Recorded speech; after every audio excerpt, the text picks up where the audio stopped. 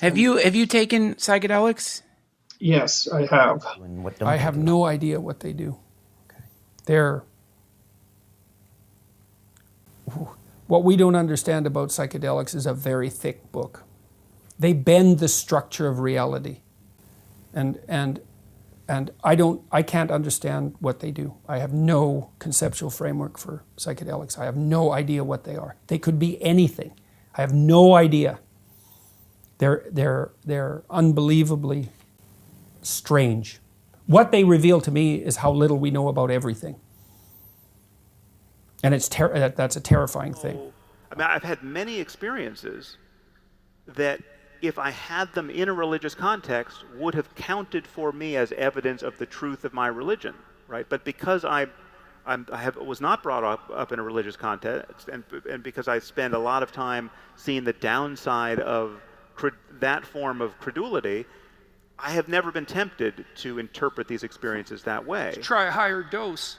No, yeah, I've tried. Believe me, yes. I'll go. I'll play that game of poker with you all day long.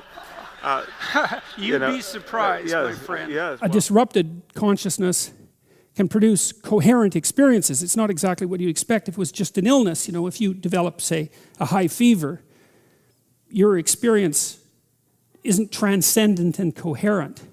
It's fragmented and pathologized, and the difference, I think, is quite distinct. Although we don't have to only speculate about that, because there's been enough experimental work done now with hallucinogens and psychedelics to indicate that the notion that what they produce is something that's only akin to pathology is wrong. It's not a matter of opinion at this point in the sequence of scientific and historical investigation. In fact, there was a large-scale study done 10 years ago, 5 years ago, of 200,000 people who had experimented with psychedelics, and they were mentally and physically healthier than people who hadn't on virtually every parameter they examined. In fact, the rate of flashbacks, you've heard of LSD flashbacks, mostly a hypothetical phenomena, but the rate of self-reported flashbacks was higher among the non-psychedelic users than among the psychedelic users.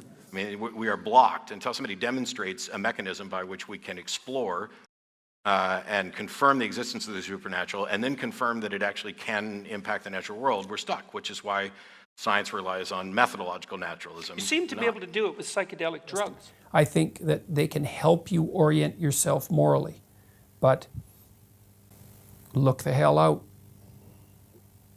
So, you know, you should, when people used to approach the Holy of Holies in the Old Testament, they purified themselves ritually. It's like, that's not a bad idea. If you've got a lot of unfinished business lurking around in your soul, you might want to clear some of that out before you try to attain wisdom that's beyond your understanding.